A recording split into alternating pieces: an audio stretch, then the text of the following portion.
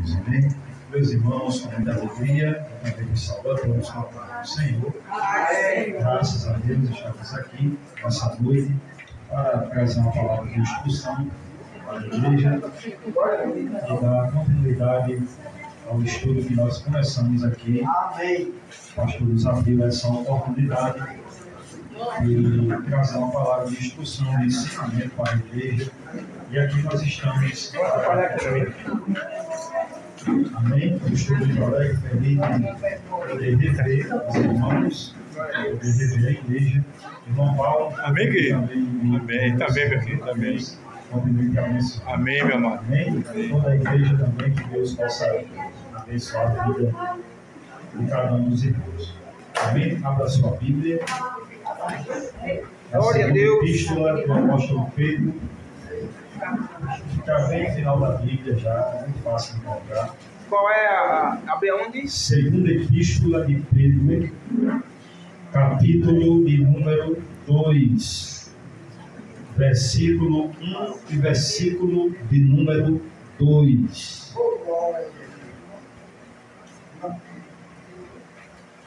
Louvado seja Deus. Segunda Pedro, capítulo 2, versículo 1 e versículo de número 2. Deixa eu ler aqui para nós ganharmos tempo, em nome de Jesus. Obrigado, meu filho. Galardão no céu para você. Jesus disse que aquele que der só um copo d'água fria, jamais terá o seu galardão. Diz assim a palavra do Senhor.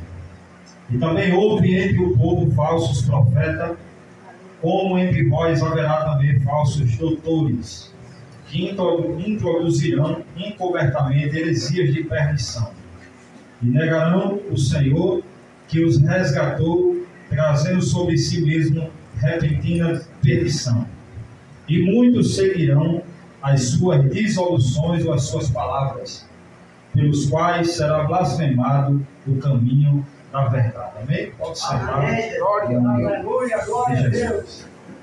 Meus queridos, antes de nós entrarmos no tema do ensino nessa noite, eu quero que talvez alguns aqui não tenham tido ainda essa compreensão do que é que significa ser pregação, o que é que significa ensino.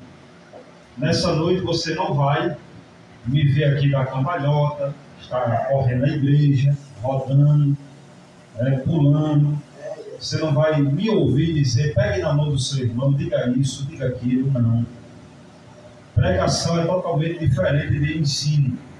E a igreja do Senhor precisa ter essa compreensão do que é que significa ser pregação e do que é que significa ser ensino. Jesus deu duas ordens. Quantas ordens? Duas. A primeira foi: ide por todo mundo e pregai o evangelho a toda criatura.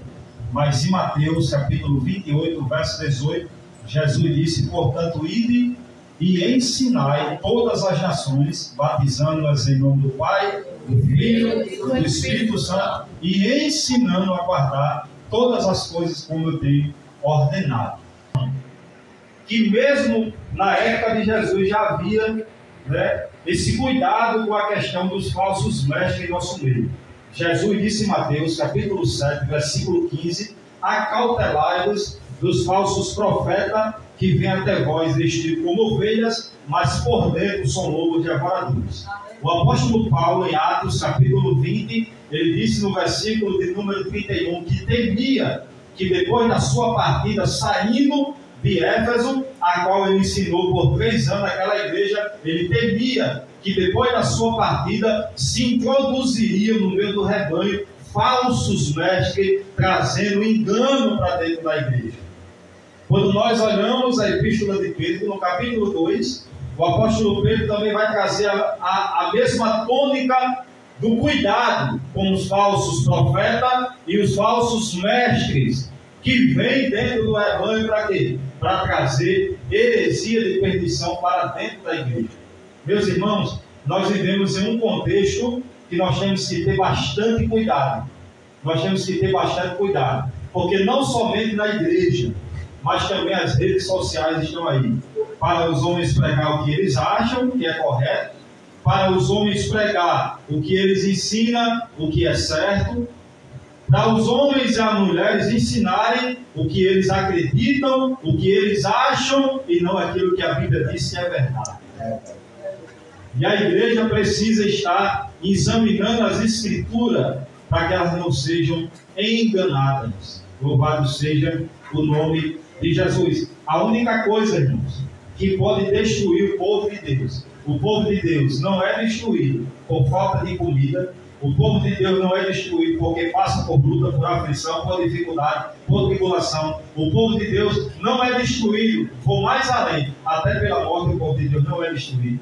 Porque Romanos capítulo 8, está lá a série de coisas que o apóstolo Paulo diz que nenhuma dessas coisas pode nos separar do amor de Deus que está em Cristo Jesus. Mas a única coisa que pode destruir o povo de Deus é a falta de conhecimento. A Bíblia diz em Oséias capítulo 4, versículo 6, Deus diz através do profeta Oséias: o meu povo foi destruído porque faltou o conhecimento. Então o povo de Deus só pode ser destruído através da falta de conhecimento. Aleluia! Quem estava aqui na aula passada que eu vi? Quem estava? Nós falamos sobre o quê? Qual foi o título do ensino?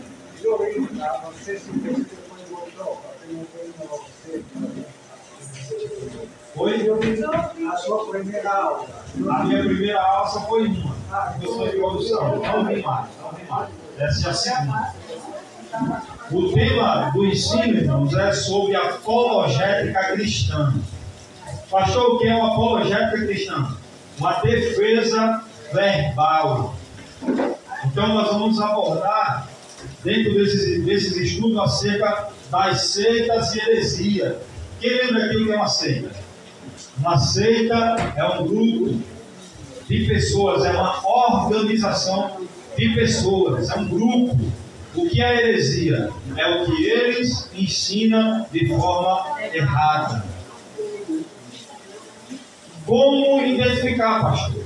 Como identificar uma seita? Como é que se identifica uma seita? Vem esperar os irmãos se acomodar. Para a gente entender bem aqui a palavra. Pastor, como é que se identifica uma seita? Alguém sabe aqui como se identifica uma seita? Como é que se identifica uma seita? Uma seita ela é identificada através dos números da multiplicação. Por exemplo, a adição. O que é a adição? A adição é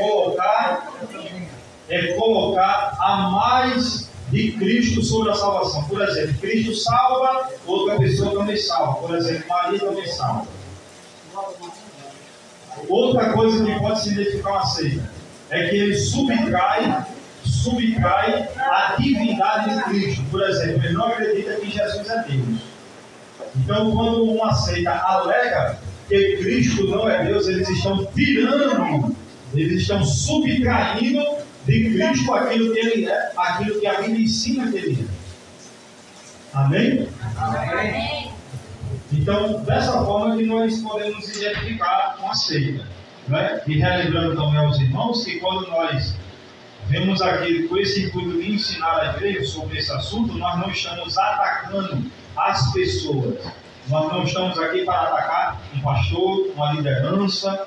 Né? Nós estamos aqui somente para exortar, né, aquilo que eles ensinam de errado. Então esse é o nosso papel como líder, como pastor, é refutar o ensino equivocado e errado desses líderes. Por exemplo, eu acho que os irmãos e as irmãs já viram, né, quando eles se ensinar, né, tem até pastoras aí que tem igrejas que ensinam que não é errado, né, ter relação com o mesmo sexo, né? Isso é verídico? A Bíblia ensina isso? Não. Então nós temos que ensinar a igreja de forma correta e refutar o ensino errado que eles ensinam. Amém? Amém. Então nós vamos abordar hoje acerca das testemunhas de Jeová. Quem conhece aqui as testemunhas de Jeová? Então o nosso intuito aqui, irmãos, não é refutar em si a liderança, as pessoas, né, que estão dentro dessa organização. Nosso intuito aqui nessa noite, de forma simples, de forma organizada, é passar para os irmãos e ensinar de forma contrária aquilo que eles ensinam. Amém? Então nós vamos abordar aqui de forma bem simples, né, aquilo que eles ensinam de forma contrária. Mas em primeiro lugar, eu quero que você entenda que as testemunhas de Jeová, eles formam uma das seitas atual, do mundo atual, que mais crescem no mundo. Essa seita, ela foi formada por um homem chamado Charles Taze Russell. É um homem que nasceu na Pensilvânia, nos Estados Unidos, né? Que nasceu em 1854, né? E ele ficou perturbado, né, acerca dos ensinos das Escrituras, né, do que as Escrituras ensinam acerca do inferno, da condenação eterna. Então, na visão dele, ele acreditava que isso era um ensino errado, um ensino equivocado. Que Deus jamais iria, né, lançar no inferno, né, os seres humanos que ele criou.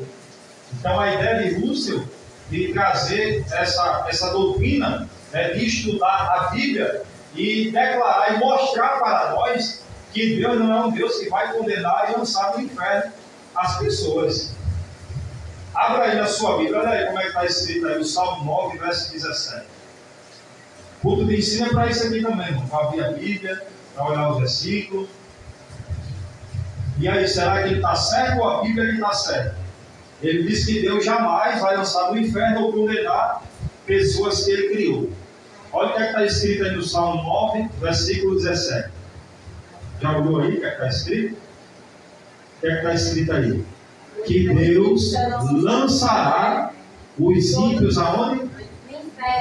E todos aqueles, vai para a capilha. Glória a Deus. Glória a Deus.